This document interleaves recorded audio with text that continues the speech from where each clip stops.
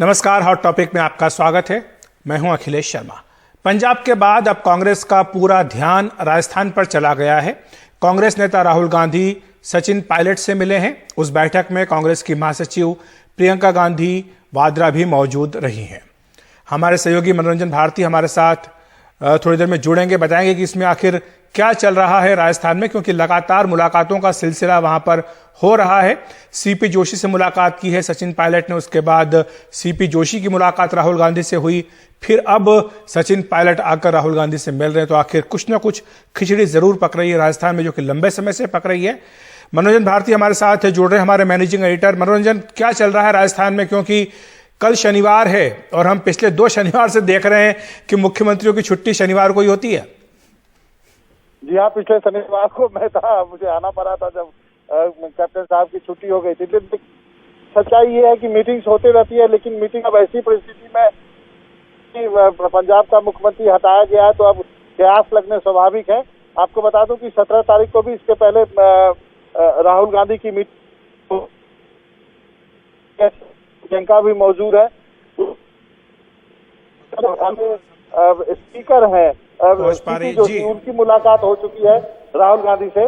तो इन सब बीच इस तरह के कयास लग रहे हैं। आप देखते हैं क्या फैसला होता है, लेकिन लोगों ने बोलना शुरू कर दिया है कि क्या अभी राजस्थान की है, हमें थोड़ा इंतजार करना पड़ेगा। लेकिन ये भी सच्चाई है कि मीटिंग्स का दौर चल रहा है। जी, शुक्रिया आपका मनोरंजन। आपकी आवाज हम तक ठीक से नहीं पहुंच पा रही, लेकिन जो जानकारी मनोरंजन दे रहे हैं कि देखना पड़ेगा कि क्या होता है। हालांकि इस बात की संभावना नहीं कि वहां मुख्यमंत्री बदला जाए, लेकिन मंत्रिमंडल विस्तार जो लंबे समय से टल रहा है, जिसके बारे में खुद अजय माकन ने ये कहा था प्रेस कॉन्फ्रेंस में कि चूंकि मुख्यमंत्री की तबियत ठीक नहीं थी, उनके ठीक होते ही मंत्रिमंडल का विस्तार होगा। तो सचिन पायलट की यही उम्मीद होगी कि जो उनके समर्थक लंबे समय से इंतजार कर रहे हैं मंत्री बनने का, शायद वो उम्मीद उनकी पूरी हो, और इसी घटनाक्रम से जोड़ करके इसे देखा जा रहा है। लेकिन एक के बाद एक अपने तमाम राज्यों को कांग्रेस ठीक करने की कोशिश कर रही है। पहले पंजाब, अब राजस्थान की बारी आई है।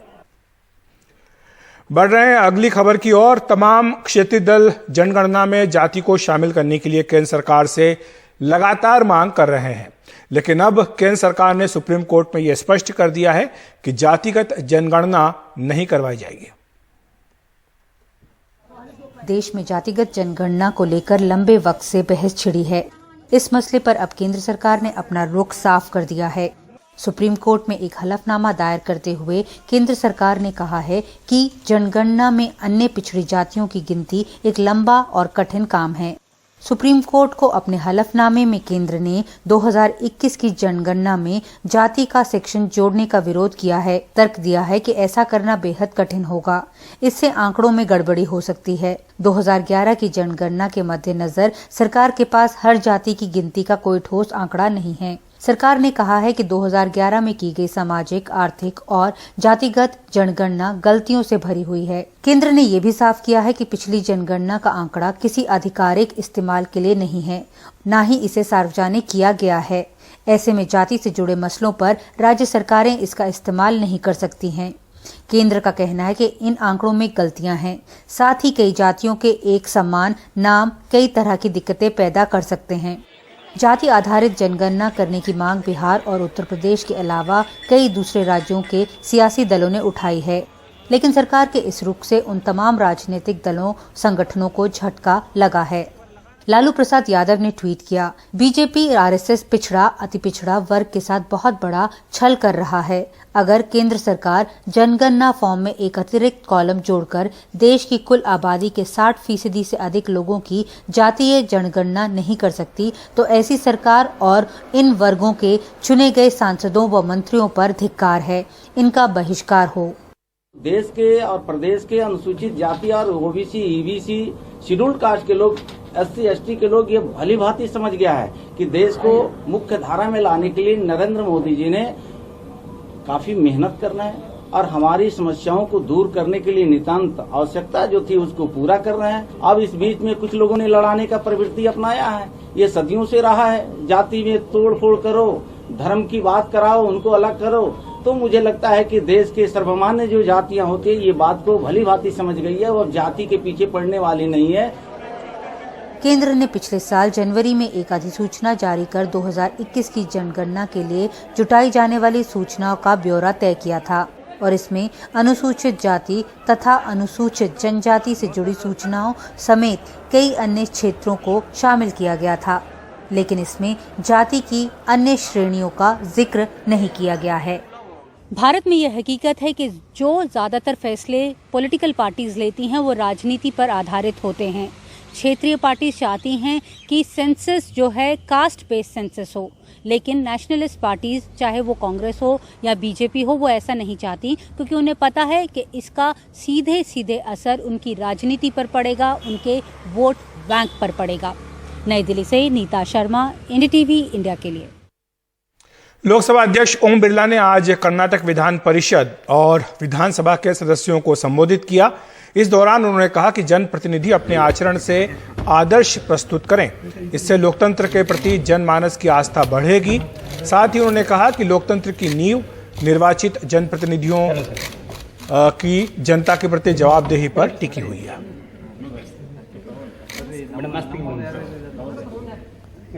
वकील की ड्रेस में आए हुए थे, उन्होंने 3 गोलियां लगातार गोगी को मारी हैं। ऐसे मामले पहले भी कोर्टों में होते रहे हैं।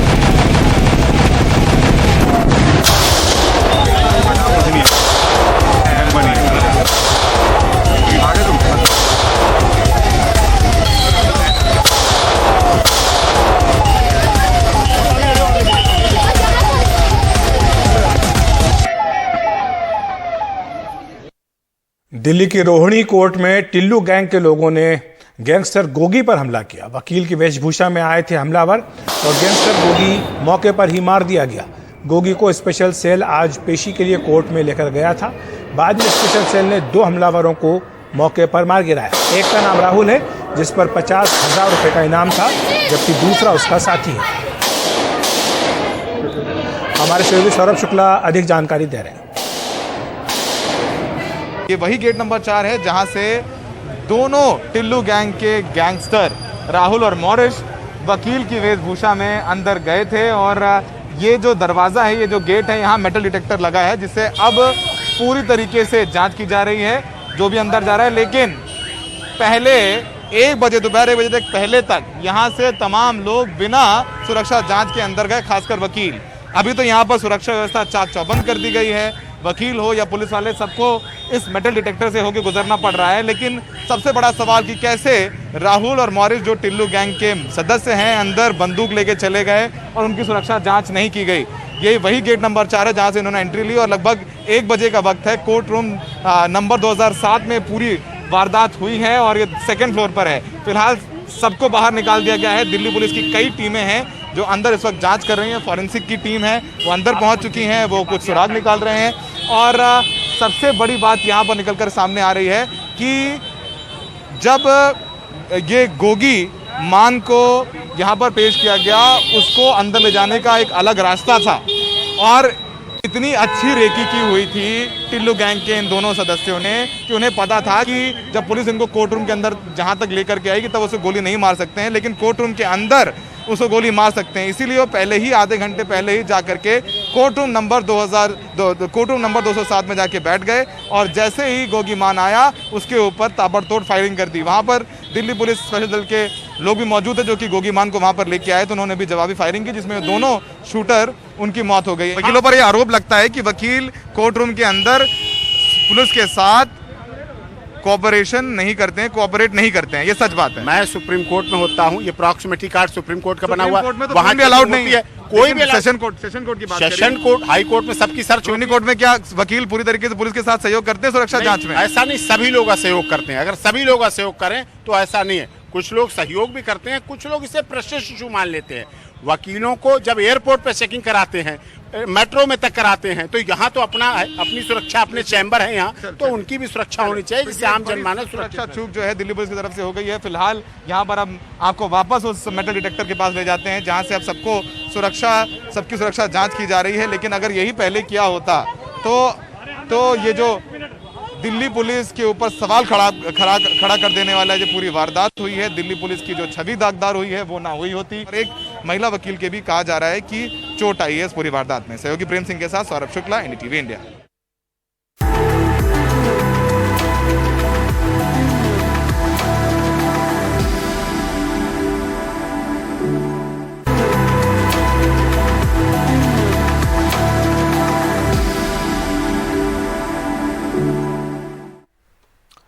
बिहार के मधुबनी में एक बच्चे के यौन शोषण का एक और मामला सामने आया है। समाज की ओर से बहिष्कार किए जाने के बाद न्याय के लिए इस बच्चे की लड़ाई जारी है। अपने 3 छोटे बहन भाइयों की देखभाल करने वाली 16 साल की कुसुम अपने घर के पास वाले हैंडपंप से पानी भरने निकली थी। आसपास कोई और नहीं था जिसका फायदा उठाकर आरोपी अमरीश ने उसे धर दबोचा और पास की झाड़ियों में ले जाकर उसका यौन शोषण किया।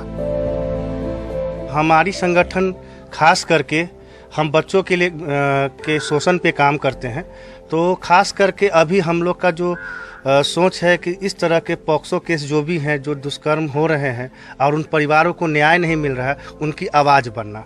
हम उनकी आवाज़ बन के सरकार या प्रशासन न्यायालय तक उनकी आवाज़ बन के जाने का काम कर रहे हैं। कुसुम का परिवार अति पिछड़े सामाजिक आर्थिक वर्ग से आता है और उनके बहिष्कार की वजह से परेशानियां और बढ़ गई हैं। आरोपी का परिवार खुलेआम धमकियां दे रहा है, जिससे पीड़ित परिवार को मानसिक तनाव का भी सामना करना पड़ रहा है। मेरे साथ आज हुआ है, कल किसी के साथ और होगा, तो ऐसे ही रहेंगे थप। सबको अन्याय मिलना चाहिए ना। कैलाश सत्यार्थी चिल्ड्रंस फाउंडेशन पीड़ित परिवार के संपर्क में है और मुशहर सेवा संघ की भी मदद करेगा, जो एक ऐसा संगठन है जो सामाजिक रूप से पिछड़े वर्ग के बच्चों के साथ काम करता है ताकि हर बच्चे को न्याय मिल सके। इस घटना के बारे में जैसे ही हम लोगों को जानकारी मिला, हम सारी टीम भारतीय मुसहर परिवार के यहाँ पर आए और पहली बार हम लोगों ने लड़की से जब बयान लिया तो लड़की को जो स्थिति हम लोगों ने देखा तो पूरे गैंग रेप की स्थिति था। बिल्कुल खून से लथपथ, कपड़ा उनका भींगा हुआ, कहीं लड़की को होश आवाज नहीं था। कैलाश सत्यार्थी चिल्ड्रंस फाउंडेशन की जस्टिस फॉर एवरी चाइल्ड की मुहिम का मकसद देश भर में ऐसे पीड़ितों को कानूनी और मानसिक स्वास्थ्य संबंधी मदद देना है जिनका बचपन यौन शोषण की वजह से छीन लिया गया। हमारी मुहिम से जुड़ें और मदद का हाथ बढ़ाएं ताकि कुसुम जैसे पीड़ितों को न्याय दिलाने की मुहिम में मदद मिल सके।